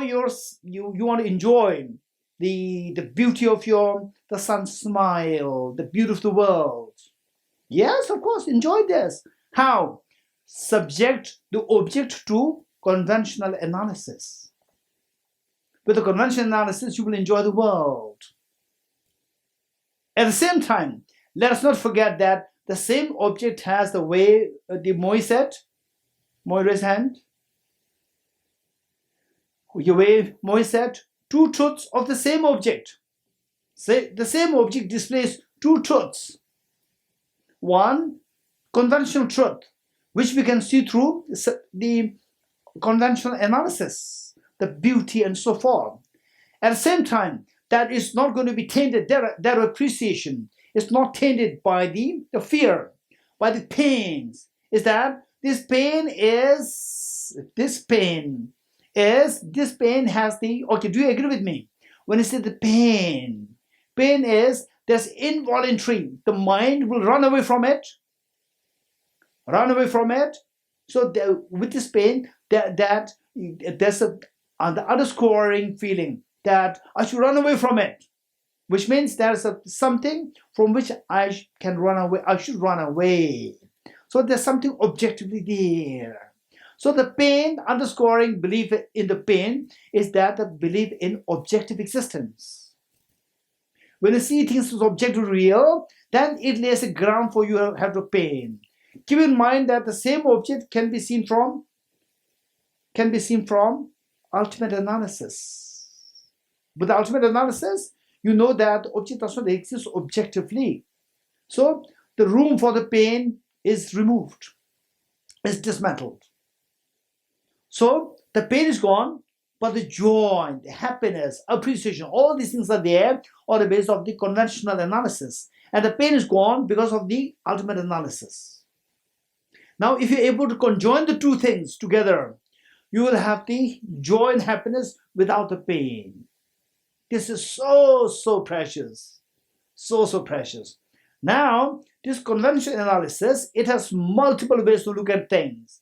For example, I say that, oh, there's a flower there. There's a dull flower there. Oh, there's a beautiful flower there. Oh, this flower given to me by my mother, by my mom. Right? It has various ways. Even the conventional analysis has multiple layers of the richness. And you adopt that conventional analysis, which is most beautiful. That is unconditional love. With unconditional love, everything you see is a divine. Everything you hear is a music. Everything you touch is so tender. If the glass is full, if there's a love there, love. Say for this is given to my the Tibetan staff. If I really care for the staff, if there's a feeling of appreciation, right? If it comes half a glass, it's beautiful. If it's a full glass, wow, he's so considerate, she's so considerate. If it's half, yes, she's so considerate because he knows that I'm not going to drink all. And if it's put in the saucer, oh, so considerate, beautiful. It's put outside the saucer, it's also very beautiful, so practical. Right? Whatever the other person does is so beautiful. Right? You're alone, you're by yourself. I'm so happy. I have such a privacy with me. If you're with other people, I'm lucky I'm not lonely. Whereas the other way thinking is, you're by yourself, I'm so lonely. With you are other people, I have no privacy. So this all when the love is lacking. When the love is lacking, when this feeling of love and affection, when that is gone, conventional analysis imbued with the spirit of love and affection, you see everything is dirty. Everything is undesirable. With the feeling of love and affection, you employ the conventional analysis. Everything looks so beautiful, right? And then with the ultimate analysis, there's nothing there which can create pain in me. All the pain dissolves, and the happiness just expands eternally. So this is the union of the two bodhichittas. Conventional bodhicitta referring to the unconventional love for all the beings, and the ultimate bodhicitta referring to the wisdom to see that there's nothing there from the object, it's all coming from my subject. So the unity of the two truths, that is the key to your ultimate happiness and to get rid of all the pains and fears. Okay, Shabnam. Thank you, Krishna. I guess my question is about how compelling conventional reality is. It's very, very compelling, this notion that things exist objectively from their own side. And my question is, why, if things don't exist objectively from their own side, why should my eye consciousness, everybody's eye consciousness, and the consciousness of a microscope almost every time reveal the same reality, which is that same Objective reality. you're holding in your hand. Yes. Yes, to some degree, depending on the mood I'm in, it might look, thorny sometimes. Sometimes it may look romantic. Yes, but that's such a small part of my perception. Overall speaking, Imagine almost 99% 9%. of my. Can you? Yes, yes, I can hear you. Yeah, it just feels that the grip of the conventional is so unwary. Why Yeah. does Satan ask me the same red rule? And why does this the same red rule? And why does the microscope reveal the same kind of atoms for that red rule? That means something is out there, right? From its own side. Which is why it becomes so difficult to penetrate through this to emptiness. Okay. Shabnam, thank you so much. Thank you so much for your question. How many you understood the question? Whether they agree, not agree, this is a different story. How many understood the question by Shabnam? Raise hands. Very good. We all understood the question, and this question is very, very insightful. Extremely good question. Okay. In a way, this is a good point for me to connect to the next point. That is that the Buddha, just as Niels Bohr said, if you study quantum physics, and if you're not shocked by it, you have not understood it yet. Likewise, the Buddha Shakyamuni, with the intent to benefit all the beings, he went into practice for 6 years with great austerity. Finally, he became enlightened and meant to benefit all the beings. But what actually happened was that he just remained in silence for 49 days without giving any teachings to the beings. Why?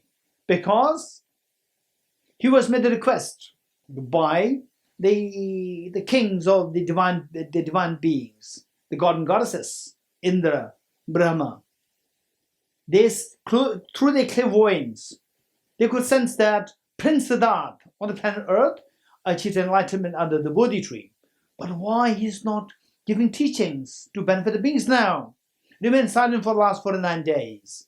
So these two kings of the god and goddesses, Indra and Brahma, they descended to the Buddha, made prostrations to the Buddha, and they requested, please don't remain silent, please turn the wheel of the Dharma.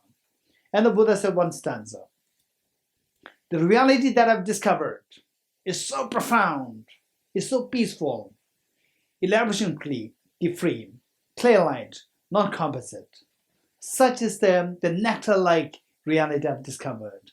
Finding no one who can fathom this teaching, in silence I will return to the woods. This is what the Buddha said, like what Niels Bohr said. In other words, what Buddha said is, this reality that I've discovered is so profound. It's not like nothing is there. Nothing is there, it's not profound, it's so easy. Right? Nothing is there, it's very easy. What is profound is the emptiness. If we get a sense that emptiness means nothingness, and I cannot adhere to this nothingness concept, you're very right. That is not the emptiness concept. Emptiness concept is very complicated. It's very, I wouldn't say complicated, it's not complicated. If I say complicated, then all of you will, say that, okay, now I got it, thank you. Right? It's not complicated, but it requires a systematic study and reflection. And of course, at Tibetans, we have created, with the blessings of His Holiness the Dalai Lama, where Tejallah made the announcement before this class. Yes, we also with all these beautiful conducive factors intact. The two programs, Nalanda Master's course meant to be for 4 years, and Nalanda Diploma course for 1 year. So we created this open, and there are so many people joining this. I'm so glad that the prayers and the aspirations, the blessings of His Holiness the Dalai Lama and all the Nalanda Masters, they really fructify in the time when people are desperately in need of that, and there are likewise people actually taking part in this, which is so precious. Okay, so what I'm saying is that this concept, to really understand what emptiness is, we need to respond to two questions. The first question is, do things exist? The flower, does it exist? I exist, you exist, the world exists, COVID exists, right? My complicated person exists, my loving person exists.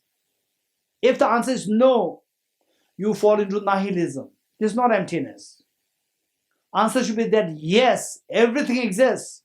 The flower exists. And if you look at the same flower through the electron microscope, you will see the atoms, same atoms, right?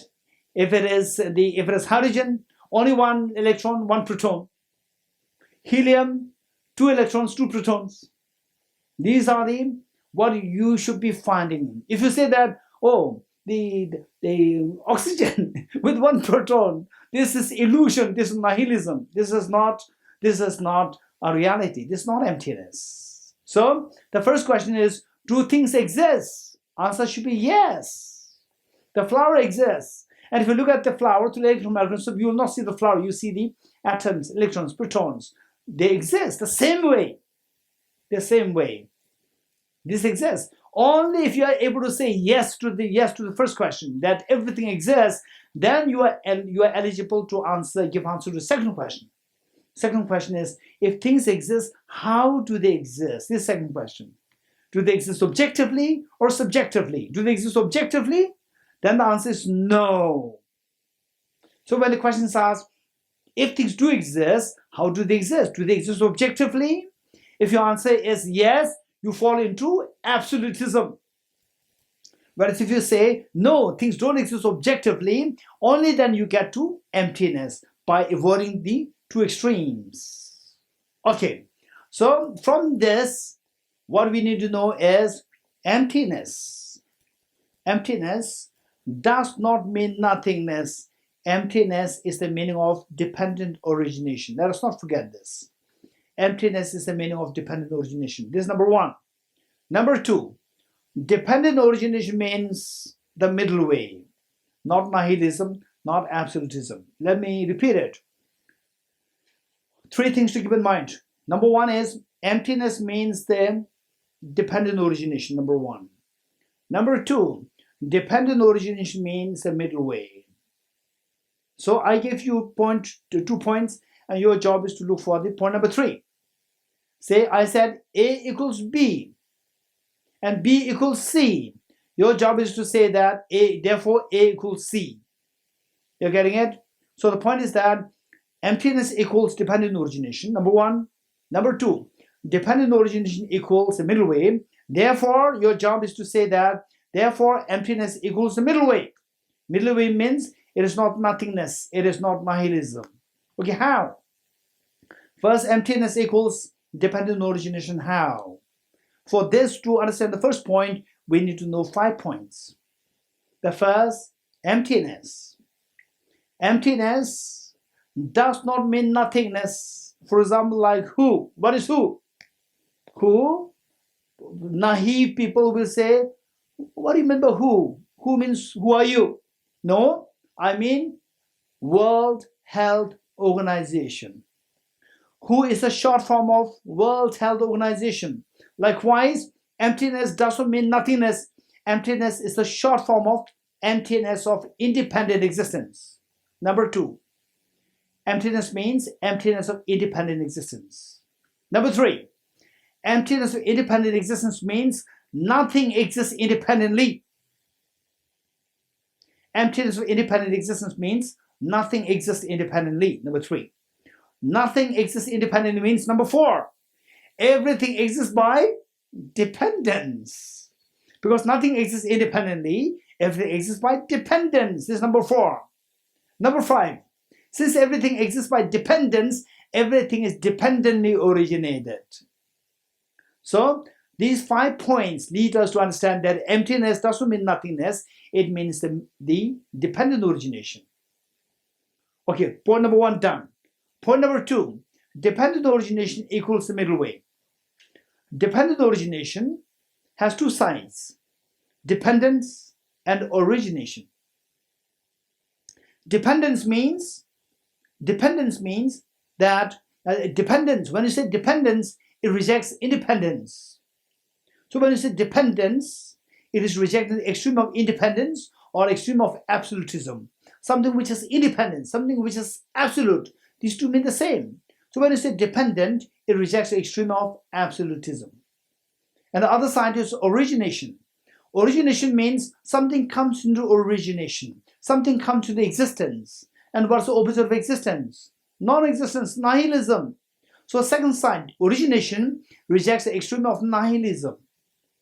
Dependence, it rejects the extreme of absolutism. And origination, it rejects the extreme of nihilism. Bringing the two together, dependent and origination, rejects the two extremes. Rejecting the two extremes is following the middle way. So point number two tells us that dependent origination is the meaning of the middle way. So by default, the conclusion is, therefore, emptiness means the middle way. It is not nothingness. It is not nihilism. So therefore, everything exists. Everything exists while you accept the concept of emptiness. Okay. Then the question which Shabnam asked is that, but we are seeing the same flower. We are not rejecting flower. Flower exists. What we are rejecting is that the flower exists objectively. That is rejected. So if you say that the flower is seen as objectively real to all of us, if this, there can be two questions. The flower appears to all of us. The flower is there. It appears to all of us. This is one point. Second question, the flower appears as objectively real to all of us. There are two. To the first question, I will say that this does not contradict with the emptiness concept, because the flower exists. Whereas the flower appears objectively real to all of us. If this is your question, then my answer is that we are all suffering from the same illness. Same illness of self-grasping ignorance, viewing things as object real. For example, say if we all Tejala takes us to Mount Kailash for pilgrimage, and then then she says that okay, none of us we have seen the snow. Let's say we have never seen the snow, and we are we wonder what the snow is like. And Tejala gave us all the blue goggles. We are all putting on the blue goggles. We go there, we all see the blue snow there, right? And Tejala says that, Tejala then gives you a description. Okay, the snow is white. You say, no, snow is blue. And Tejala says, no, it's white.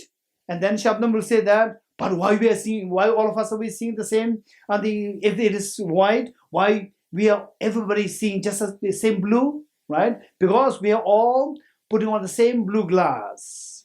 We are looking at the object through the same tinted blue glass. Likewise, we are looking at things from the same tinted lens of the ignorance, seeing things as object real. So we are suffering from the same illness, therefore we are saying that the same thing as object real. This is the one which is attracting all our pains. Okay, good? Okay. So from this, what I like to, because Tejala seems to be so, moved by Heart Sutra. Yesterday was Heart Sutra, today was Heart Sutra, right? So in Heart Sutra, the essence of the Heart Sutra is 4 lines. Form is empty. Emptiness is form. Emptiness is not other than form. Form is also not other than empty. This is the gist of the Heart Sutra. And Heart Sutra is the gist of all the means to the ultimate happiness provided by all the great teachers, Buddhists, non-Buddhists, Westerners, Easterners, the spiritualist or the secularist, all, whatever they provide as a means for happiness, as long as it is a genuine means to happiness, this is what is condensed in this 4 lines. Form is emptiness means have no fear of the world. Discover the reality that the form is empty from the objective reality, your fear will dissolve. Meanwhile, it is not nothingness.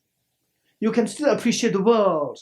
Not only appreciate the world, help teach this reality to all the beings with the maximum love and affection, appreciation of the beauty of the world.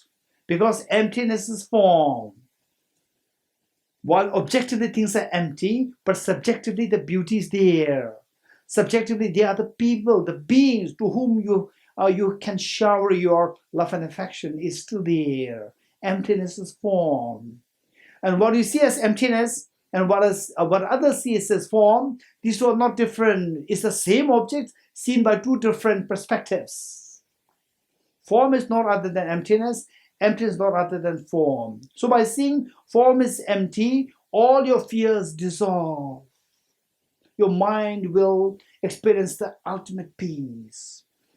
Emptiness is form. Your compassion grows, that the beings are still there who deserve your maximum happiness, who deserve to be taught that the form is empty, right? So your compassion grows, because of which your happiness simply expands to infinity. And you see the emptiness, all your miseries dissolve. So the 2 hands, like the gold rod, the burning gold rod, the fire is removed, but the gold is retained. Okay, Mio?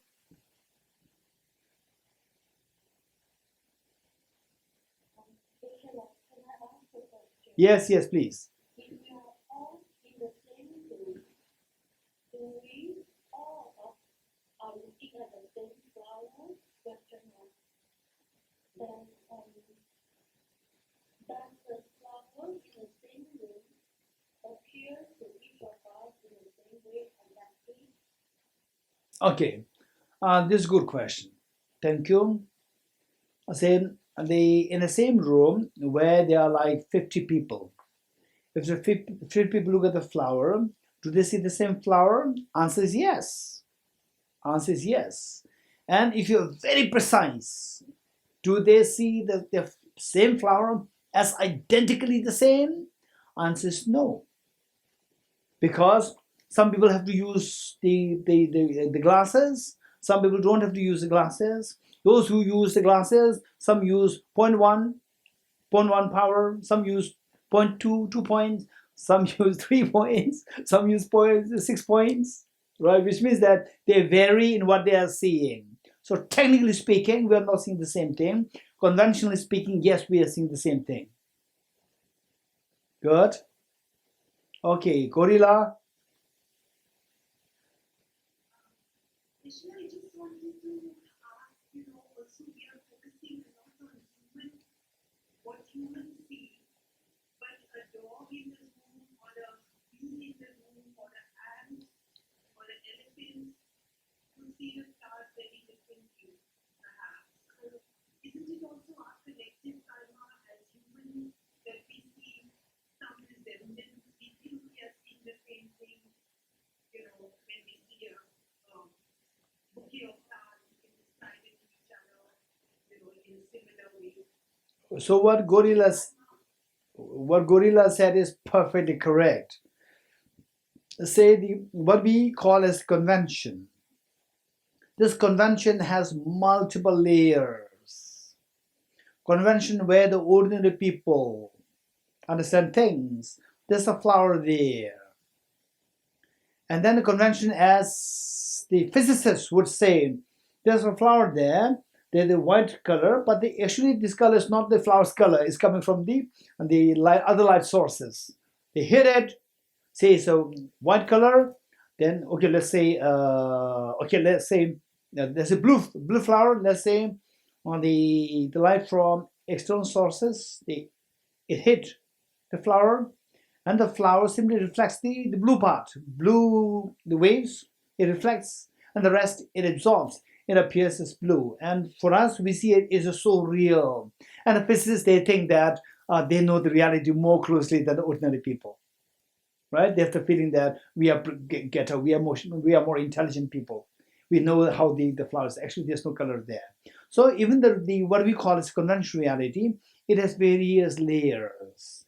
Then if that's the case, then let's say that it's beautiful, it's not beautiful. The same object, people have different taste. The same object, say the way you describe how the human being sees, how the animal sees. And then they go beyond that, how the spirits see. All these discussions are there. From this, what we can deduce, even from the neuroscience point of view, what we can deduce that what we are seeing is just a play of the neurons on a brain. You're getting it? And what the neurons play, and activation of the neurons, there's accompanying, say, the concomitant, the mental functions.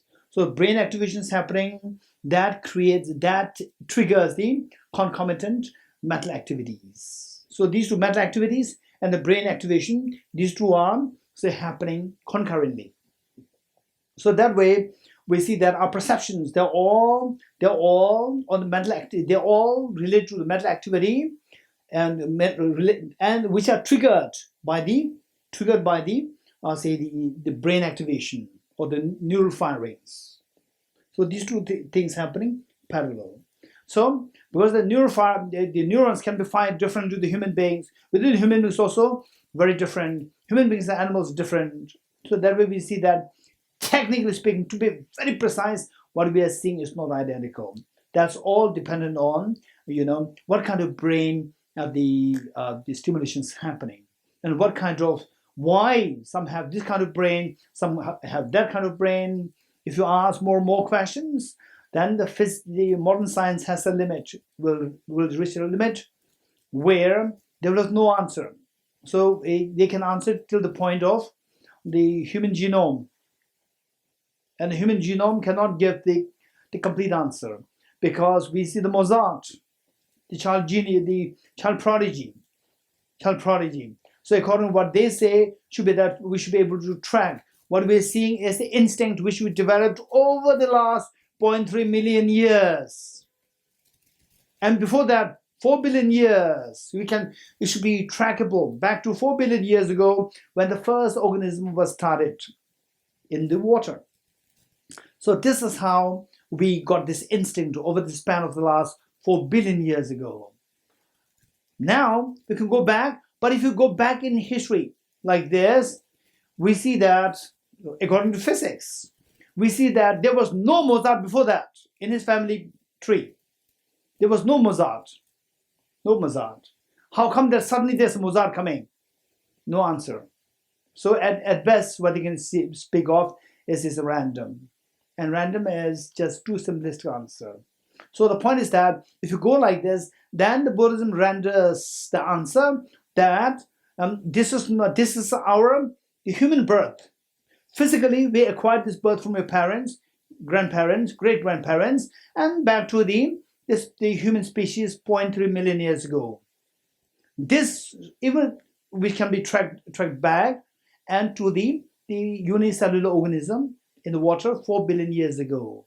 So this is how we can track. Before that, Buddhism, body-wise, this part. Our mind is not from there. Our mind is your mind. It has nothing to do with others' mind. Your mind came from your previous birth. Previous birth, not necessarily your parents, your earlier parents, somewhere, right? So that way, this mind, when you speak about that, then the explanation becomes complete. Explanatory gap is being filled up, is complete. Then, in that case, then the karma, operations of the karma has to be invariably introduced. So then the karma decides what we are seeing. I'm seeing things as nice, not nice, flower, not flower. Finally, in the most intricate form, the answer lies in the karmas. That's for sure. Purely from the Charles Darwin's evolutionary theory point of view, from the genetics, you will come to many explanatory gaps. Okay, thank you. Okay, so that we are so grateful for the time that we have taken out and give us this very precious teaching. Of course, this is considered participants, but we are so happy because of this opportunity. So many people connected with Geshe-la, and of course, without this connection, it would not happen. So it's already 5 p.m. Geshe-la. Shall we stop now, or would you like to take one last question, or is it to stop? Okay, last pressing question. Okay, anybody else? Okay, there's one, Shruti.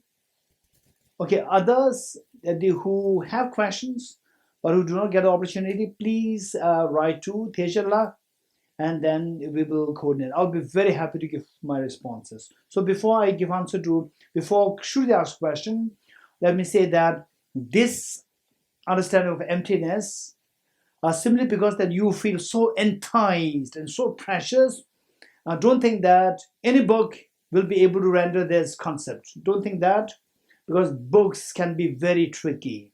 Many of the books are written by people whose understanding of emptiness is half. So these books will take you to half, not full. And the wrong direction, not towards Buddhahood, but towards the wrong direction. It will take you towards the wrong direction. So therefore, the best thing for you to do for the time being is read one book by His Holiness the Dalai Lama, How to See Yourself as You Really Are. Just read this book. All the rest of the books, just keep them aside. Keep them aside for the time being till you get a very extremely profound answer, which you gain such confidence in this to see everything like a dream mirage. Then you can read any book. Then you will be in a position to say that, okay, this book is 50%, this book is 20%, this book has rose through the road to further deeper into samsara. That book will taking close somewhere towards nirvana. You will be in a position to decide. Not now. For the time being, the best thing is rely on the reliable books. The one book that I would suggest is How to See Yourself as You Really Are. How to See Yourself as You Really Are, which Tejallah will write it for you. And this is by His Holiness the Dalai Lama. Read the very standard books, not the fancy books written by, say the people who talk very fancy things, right? Read very authentic books. It's not a game. It's your life. It's your the many lives towards Buddhahood. This is very important. Okay. So yes, Shruti. Rachel, I just have one question about the complicated people that you discussed. Is our aim to not feel pain or to manage pain? Because if we accept the things that are around us, we believe that they exist, that they have an element of pain or happiness or all the things that are attached to it. We don't want to give up on those feelings. So are we just trying to be able to manage them better because we have a little more knowledge than the other person, or at least the illusion of knowledge? Okay, this is a good question, Shruti. Thank you so much. In fact, this is why this question and answer session is the best part. I would say best part, because many of these questions, they are likewise with other people, and then this helps us to really identify the real challenges. Okay, let's say that it depends on the individual. It depends on the individual. If I'm a shopkeeper who has only one variety of milk, there's no choice. You come to me, I'll give you one milk, that's it. Whether it's a toned milk, no toned milk, don't ask me this question. I have only one choice, I give it to you. Whereas if I have 4 choices, then you say, okay, 20% toned milk, 40%, and then the 40%, 50%, 60%, 4. And if you ask for more, I'm sorry, I don't have. These are the 4. And some people, they have hundreds of the varieties of milk, and you'll feel tired, right? I don't know which to choose now. You're getting it? So it entirely depends on the individual, how much exposed you are to all these skills and talents. You're getting it? So the conventional reality is so vast. So you have multiple choices. One choice is that, okay, I can't do anything now, right? I cannot really change my feeling to the pleasant feeling. So I have to manage it, right? I have to stay with this, right? And say, hey, Shruti, what a stupid girl you are. Okay, sorry, right? And then, hey, kneel down. Okay, I'll kneel down. Because if you don't kneel down, it will create more problem. Okay, I'll kneel down. This is one way. Unfortunately, this is not today's world. This is not a nice way. The next one is where the person says something, and with your smartness, that your peace of mind is not disturbed, and you are able to say something that the other person's happy, right? Okay, the person says, hey, Shruti, you stupid. Yes, I'm very stupid. I'm so lucky that you are a very nice person, right? I'm so lucky that you are so, at least, although I'm stupid, but in this whole house is not stupid. There's one very smart person here, right? It's amazing. We're so lucky, right? So our house will not be graded as the lowest, both sides stupid. So lucky, right? That's amazing, right? Then this is one way where you make it like a joke. The person is trying to create pain in you, and you make it a joke, right? Okay, one skill. Another skill is where, right, you let the other person feel that it's not that it's like half-half. It's not that I have the 100% and the other person should surrender to me. That you have to teach the person, because this person will be spoiled so badly if you don't teach the information, because this person will try to apply the same thing to other people who expect 100%. Then there's going to be war, and the person will suffer. So say you need skills like, okay, why the other person, usually difficult people, they create problem in you, is for 2 reasons. One is the person thinks that you are weak. Number 2 is that the other person thinks that you are not smart. These two are different. One is that you are weak, and the other one is you are not smart. So you have to send a message. This is a misconception, the ignorance of the other person. So you just cognitively change the person's cognitive thought process. that, okay, Shruti is not smart, she's not weak, she's strong, she's not dull, she's smart. You send this message, the person's attitude towards you will change. Right? So how? I say that the person, and then never ever show anger. The moment you show anger, finish. You cannot justify your anger. Anger is the greatest sign of weakness. In a way, you are saying that I'm weak. So, the point is that never ever show anger, just keep a little distance. Keep a little distance. And meanwhile, don't ever show anger and don't ever show submissive face. Just be very normal. When you meet a person, very normal. Hi, good morning, good afternoon, good evening. Right? Very normal. Keep a little distance. Okay. Distance means I know I'm not the weak person. I'm not the dull person. I know what you're trying to do. So I want to stay away from you. To send a message that I'm not a dull person. I know what you're doing. I'm smart. Then number 2 is that, say, the weak people, when they know something, when they know the other person is wrong, then you become angry. That is a sign of weakness. Instead of weakness, just behave as very normal. Behave as very normal. What you do it. What the other person do, just expect the other person to do it. Just leave it there. And you will get a time whereby other person feel vulnerable, and the way English expression says, every dog has a day. Likewise, there will be a day when you're going to have the upper hand and the other person has the lower hand. So there, instead of taking advantage, instead of using your power as the upper hand, jump to help. Okay, now Shruti will take advantage of me, will abuse me. Instead of abusing, you are helping. The moment you help is done. Again, keep a distance.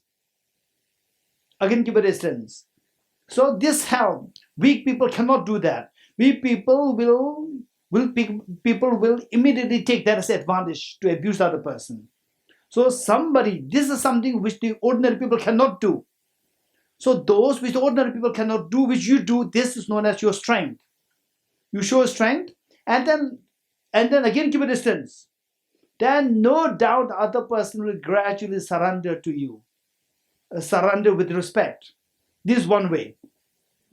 Then the next part is, somehow you have to keep growing yourself. To what extent you as a magnet can change other metals into magnet is determined how strong are you as a magnet. You're a very strong magnet, you will change the other person. Instead of the other person abusing you, you can change the other person's mind. You can change the other person as a magnet. Right? Finally, our goal is eventually to grow yourself to the extent that the other person gets changed. That you can change the other person, not just surrender, not just manage, right? But to change the other person's mind, that the other person is happy and you are not affected. You are very happy. This is what we should do. Okay, thank you, Shruti, for your question. Thank you, Geshe-la. Okay, Tejala, thank you so much. And thank you for the sister in the spirit and all the people who are supporting you and yourself, very dynamic. I really appreciate that. And all the people, it is through you that I get the opportunity to meet all my long-term friends like Pialila, Sumitla, and Moi, and many of them, and then Li Hui, and many. Okay, and the Swati also.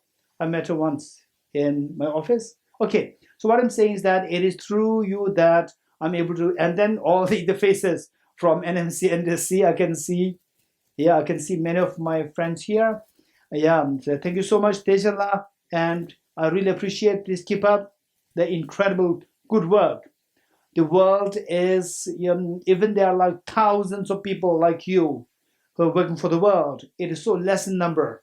So let us never give up. Just keep going and expand it further. Inspire others to do what you're doing. Thank you so much, each and every one of you.